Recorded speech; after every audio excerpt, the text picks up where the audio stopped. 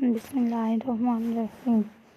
کفار کے بے انتہا مظالم کے باوجود آپ جب لوگ اسلام کو نہ چھوڑ رہے تھے تو اس وقت مشرکین نے مل کر آپ صلی اللہ علیہ وسلم اور آپ کے صحابہ کرام رضی اللہ تعالیٰ عنہ کا معاشرتی بائیکاٹ کر دیا۔ یہ بائیکاٹ 3 سال تک جاری رہا۔ یہ ایک دردناک قصہ ہے۔ انسان تنہا زندگی نہیں گزار سکتا۔ زندگی گزارنے کے لیے اسے دوسروں کی ضرورت پڑتی ہے۔ اس سے بڑی مشکل تب ہوتی ہے جب کسی کو کوئی بلانا چھوڑ دے، اس کے پاس رقم ہے پھر بھی اس کو کچھ کھانے کے لیے نہ دیا جائے یا کوئی فروخت کرنے سے انکار کر دے۔ مشرکین نے ایک جگہ جمع ہو کر یہی فیصلہ کیا کہ اب محمد اور اس کے ساتھیوں کو کوئی بھی نہیں بلائے گا، نہ تجارت کرے گا، نہ تعلق رکھے گا۔ آخرکار نبوت کے 7ویں سال 1 محرم سے بائیکاٹ کی ابتدا کر دی گئی۔ اس کا سب سے خوفناک پہلو یہ تھا افراد اس بائیکاٹ کا حصہ نہیں بننا چاہتے تھے۔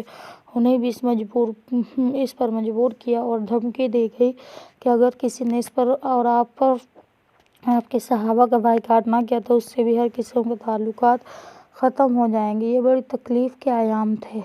کھانے کو کچھ نہ تھا، کئی دن بھوکے پیاسے گزرتے۔ کبھی کوئی ہمدرد رات کے اندھیرے میں چھپ کر دے کر جاتا اور اس کو غنیمت سمجھا جاتا۔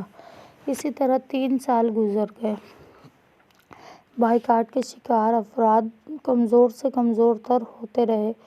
کچھ لوگ اس بائیکاٹ کے سخت خلاف تھے۔ ان کا نظریہ یہ تھا کہ آپ صلی اللہ علیہ وسلم کی بات نہیں مانی تو نہ مانیں، لیکن یہ کون سی عقل مندی ہے کہ سارے عرب مکہ والوں کی سخاوت مشہور ہو، دور دور سے لوگ آ کر ان کے دسترخوان سے کھاتے ہوں اور ان کے اپنے ہی رشتہ دار بھوکے۔ آخرکار ایک دن حشام نامی ایک آدمی زہیر نامی شخص کے پاس گیا اور اسے غیرت دلاتے ہوئے پوچھا، کیا تم پسند کرتے ہو کہ ہم پیٹ بھر کر سوئیں اور ہمارے رشتہ دار بھوکے؟ وہ کہنے لگا، ہم اکیلے کیا کر سکتے ہیں؟ انہوں نے اسی طرح 3 افراد کو اپنے ساتھ ملایا اور اس طرح یہ کل 5 ہو گئے۔ حرم میں جب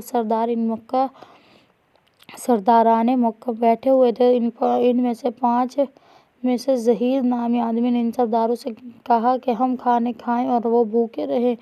ہم اس بائیکاٹ کو نہیں مانتے، اسے پھاڑ دیا جائے۔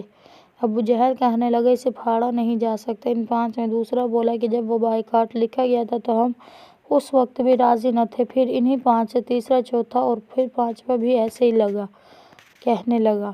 کفار کو ایسے محسوس ہوا کہ یہ بہت سارے لوگ ہیں جو ایک ایک کر کے اپنی مرضی سے بائیکاٹ کے خلاف بول رہے ہیں، حالانکہ یہ صرف 5 ہی تھے۔ اسی تو میں کے دوران ابو طالب آئے۔ انہوں نے کہا، میرے بھتیجے یعنی حضرت محمد صلی اللہ علیہ وسلم نے کہا کہ بائیکاٹ والی لکھی ہوئی تقریر جو کعبہ پر لٹکائی گئی تھی تاکہ باہر سے آنے والا ہر آدمی اس کو پڑھ کر عمل کرے، وہ ختم ہو چکی ہے۔ سب لوگ دیکھنے کے لیے گئے تو واقعی صحیفہ چاک ہو چکا تھا۔ جہاں جہاں اللہ کا نام لکھا تھا صرف وہی بچا تھا، باقی سب کو کیڑا کھا گیا۔ اتنی بڑی نشانی دیکھنے کے باوجود بھی یہ لوگ مسلمان نہ ہوئے۔ اللہ پاک ہم سب کو اسلام پر زندہ رکھے اور ایمان کی حالت میں موت دے، آمین۔ بائیکاٹ کے خاتمے کے کچھ عرصے بعد آپ صلی اللہ علیہ وسلم کی 2 قریبی ہستیاں آپ سے جدا ہو گئیں۔ نبوت کے 10ویں سال رجب کے مہینے میں آپ کے چچا ابو طالب اور رمضان میں پیاری بیوی حضرت خدیجہ فوت ہو گئیں۔ اس کے بعد آپ نے شوال کے مہینے میں سودا بنت زمعہ سے نکاح کر لیا۔ مکہ والوں کے بہت سمجھانے کے باوجود بھی جب وہ اسلام دشمنی سے باز نہ آئے تو انہوں نے اسلام قبول کرنے سے انکار جاری رکھا، تو اللہ کے حکم سے آپ منہ بولے بیٹے زید کے ساتھ مکہ سے کچھ دور پر فضا بستی طائف میں تبلیغ کے لیے گئے۔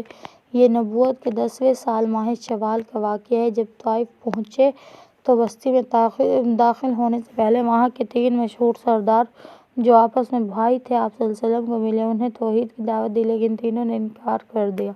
پھر آپ 10 دن طائف میں لوگوں کی بت پرستی سے رک جانے کا کہتے، لیکن ایک بندے نے بھی آپ کی بات نہ مانی، حتیٰ کہ آپ واپس چل پڑے۔ یہ لوگ ایسے مظالم تھے کہ جب لوگ واپس جا رہے تھے تو ان میں سے بدتمیز اور اوباش لوگ آپ کو گالیاں دینے لگے۔ اسی پر بس نہ کی بلکہ آپ کا مذاق اڑانے لگے، پھر پتھر مارنے شروع کیے۔ وہ کیا المناک منظر ہوگا جب وہ بدقسمت افراد آپ کو پتھر مار رہے تھے اور آپ کا جسم مبارک لہو لہان ہو رہا تھا۔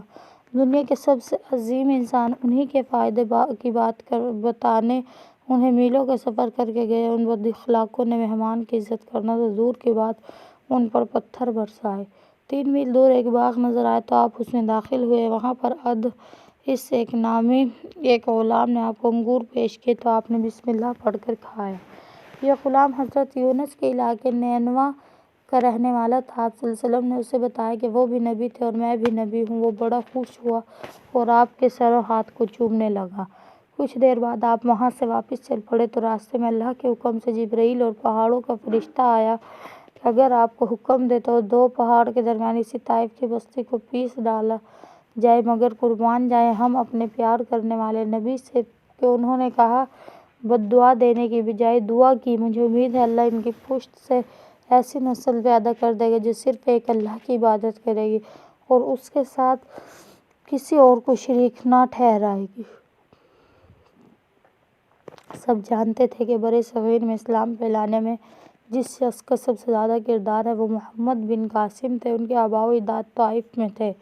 اگر نبی طائف والوں پر بد دعا کر دیتے وہ سب ہلاک ہو جاتے، پھر کون محمد بن قاسم پیدا ہوتا، برِ صغیر میں اسلامی حکومت کا داغ ڈالتا۔ اللہ پاک ہمارے نبی پر کروڑوں رحمتیں نازل فرمائے اور ہمیں بھی ایسا ہی اخلاق و نرمی عطا کرائے، آمین۔ جب آپ واپس آ رہے تھے تو راستے میں ایک بستی جس کا نام نخلہ ہے، وہاں آپ کے پاس کچھ جن آئے جنہوں نے آپ سے قرآن مجید سنا اور وہ ایمان لے آئے۔ جن کون ہیں؟ جن اللہ کی مخلوق ہے جنہیں آگ سے پیدا کیا گیا۔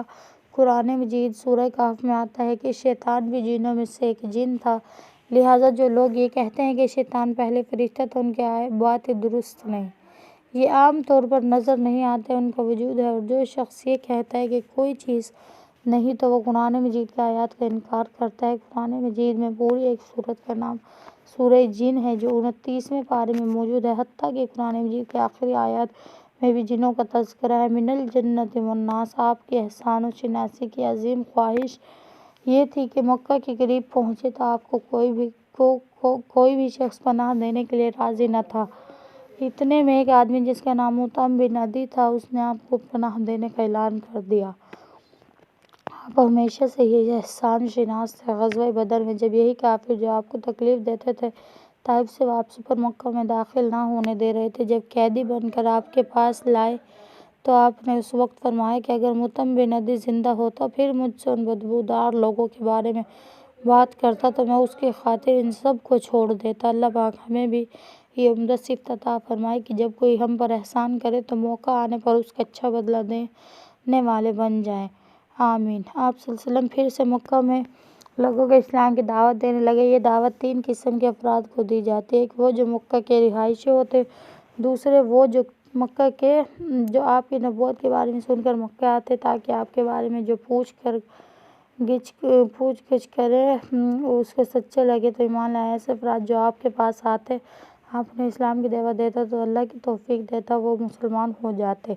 تیسرے وہ افراد تھے جو حج و عمرہ کے لیے دور دراز کے علاقوں سے آتے تھے، آپ جب بھی موقع ملتا انہیں بھی تبلیغ دیتے۔ حج پر آنے والے افراد سے عموماً آپ پر منی میں جمرہ عقبہ کی طرف ایک گھاٹی تھی، وہاں ملاقاتیں کرتے۔ جو افراد مسلمان ہو جاتے ان میں سے توحید و نیک اعمال پر دوام و بد اعمال سے اجتناب پر بیعت یعنی وعدہ لیتے۔ انشاءاللہ العظیم اس قسم کی بیعت کے واقعات ہجرت کی کہانی میں ذکر کریں گے۔ جزاک اللہ خیرا کثیرا۔